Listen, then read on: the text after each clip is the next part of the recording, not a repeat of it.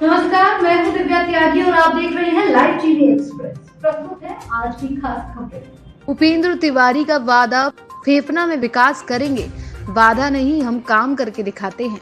आज live TV express के संवाददाता से बात करते हुए उन्होंने बताया कि 360 विधानसभा क्षेत्र फेफड़ा, जो कि पूर्व में समाजवादी के लोग वहां पर काबिज थे, जो प्रधान से लेकर ब्लॉक प्रमुख और मंत्री तक रहे, लेकिन उन्होंने फेफना विधानसभा का कोई विकास नहीं किया। जबकि वहीं उपेंद्र तिवारी को भारतीय जनता पार्टी के वर्तमान भारतीय जनता पार्टी के प्रत्याशी हैं और मंत्री भी हैं। उन्होंने कहा कि गांव से लेकर कस्बों तक, कस्बों से लेकर शहरों तक हमने रोड, स्कूल, खंजा, हैंडपंप, स्वास्थ्य बेहतर काम किया।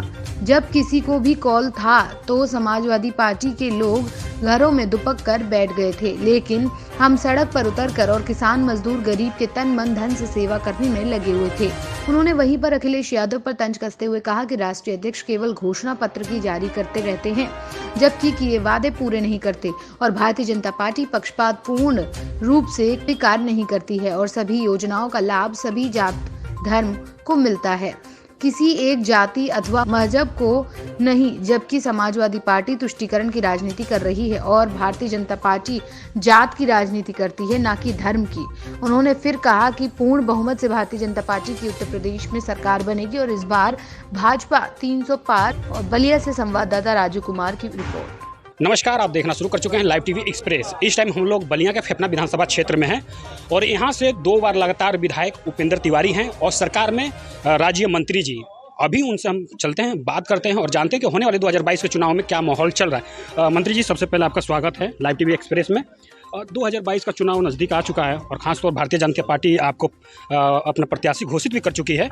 क्या लगता है कि इस बार 2022 का चुनाव कितना संघर्षपूर्ण रहेगा? देखिए, बहुत बहुत धन्यवाद आपको क्या पाए हैं ग्रामीण क्षेत्र में। जहाँ तक बात है 2022 के चुनाव की, तो 2022 के चुनाव में कोई लड़ाई ही नहीं है भारतीय जनता पार्टी के आगे, चाहे फेफना विधानसभा के अंदर हो, चाहे बलिया जनपद के अंदर हो या उत्तर प्रदेश के अंदर।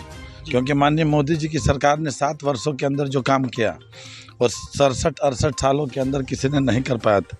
जो पूज्य योगी आदित्यनाथ जी महाराज जी ने 5 सालों के अंदर काम किया, वो 70 सालों के अंदर काम नहीं हुआ। और जो काम फेफना विधानसभा के अंदर कोई 24 साल और 70 सालों में नहीं किया है, उससे ज़्यादा काम 5 साल के अंदर हम लोगों ने किया है। और इसलिए यहाँ पे कोई लड़ाई नहीं है। जो प्रत्याशी है, जो समाजवादी पार्टी जिसको उम्मीदवार बनाई है, वो पिछली बार भी था, लेकिन 5 साल के अंदर दावे के साथ कर रहा हूँ कि 50 दिन का भी रिकॉर्ड बता दे कि वो फेफना विधानसभा की जनता के बीच में सेवा करने के लिए रहा होगा, तो आज भी अपना नामांकन विड्रा कर लूँगा जी। और इसलिए फेफना की जनता उससे हिसाब चाहती है जी। मंत्री रहते हुए लगातार 5 वर्षों तक पदयात्रा करने के माध्यम से लोगों को जीना, मरना, बरही, तिरही, शादी, विवाह और चौपाल के माध्यम से केंद्र सरकार से लेकर राज्य सरकार की जितनी जन कल्याणकारी योजनाएं हैं, उनको गांव गरीब जनता के घर घर तक पहुंचाना, ये सारा काम हम लोगों ने किया है। 765 गरीब बेटियों की शादी हमने कराया है। 17,500 लोगों को try cycle, wheel chair, Baisakhi और कमोड, इस तरीके के 28 प्रकार के सामान हमने भारत सरकार से वयोश्री योजना के तहत बांटे हैं। और 45 से 46 हज़ार गरीब परिवारों को हमने कड़ाके की ठंड में कंबल हमने बांटा है। और मैं कह सकता हूं कि 5 साल के अंदर केंद्र सरकार से लेकर राज्य सरकार की जितनी जन कल्याणकारी योजनाएं हैं, जितना फेफना विधानसभा में हमने लागू कराया है, उतना अन्य कहीं नहीं होगा। और इसलिए डंके की चोट पर कह रहा हूं कि आज फेफना विधानसभा के अंदर गांव गरीब जनता के बीच में काम हुआ है। जैसे कि सर आपने जिक्र किया कि खासतौर 2017 के चुनाव को लेकर देखा जाए तो उस टाइम अंबिका चौधरी भी बहुजन समाज पार्टी से चुनाव लड़े थे और संग्राम सिंह यादव भी समाजवादी पार्टी से लड़े थे। तो कहीं ना कहीं देखा ये गया था कि दोनों दल चुनाव लड़े थे, तो इसमें आपको फायदा मिला था, लेकिन इस टाइम वो दोनों दल एक हो गए हैं। तो क्या लगता है कि आप पत्रकार हैं तो पहले फेफना विधानसभा की तासीर को उठा के देख लीजिएगा जी। और जिन व्यक्ति का नाम ले रहे हैं कि वो 2 लड़े थे, तो आप पता करिएगा 1993 से तो यहाँ पे 5 लोग अन्य लोग लड़ते थे और अकेले वो लड़ते थे। तो हार जीत का अंतर 1500-1600 से लेकर 4042 का रहा है। 2012 में भी 3 लोग हम लोग लड़े थे, 2 लोग वो लड़े थे, तो भी 84 वोट से चुनाव जीता था। और जहाँ तक बात है पिछली बार तो 20,000 वोट से चुनाव जीता था। और इस बार सपा और बसपा जितना वोट पाएगी, उससे एक ही वोट क्यों न अधिक हो, उससे ज़्यादा ही वोट से मुझे चुनाव जीतना है जी। ये फेफना विधानसभा की जनता बता रही है। कहीं ना कहीं देखने को ये मिलेगा इस बार तीसरी बार आप रिकॉर्ड बनाएंगे। जहाँ पे आप खड़े हैं, पिछली बार 2019 के चुनाव में ये पूर्व मंत्री जी का गाँव सपा बसपा कांग्रेस और 24 दलों का गठबंधन था और लोकसभा के चुनाव में भी इस गांव में 29 वोट से मैं चुनाव जीता हूं, रिकॉर्ड उठा के देख लीजिएगा। प्रधानी के चुनाव में भी गांव में घूम के पूर्व मंत्री जी ने वोट मांगा।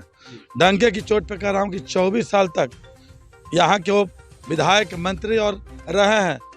जितना काम 24 सालों के अंदर उनके खानदान के लोग प्रधान बन के, प्रमुख बन के और वो मंत्री रह के नहीं किए होंगे, उससे ज़्यादा काम 5 साल के अंदर किया हूँ। और अगर प्रामाणिकता के तौर पर साफ कर दें तो नामांकन अपना वापस कर लूँगा।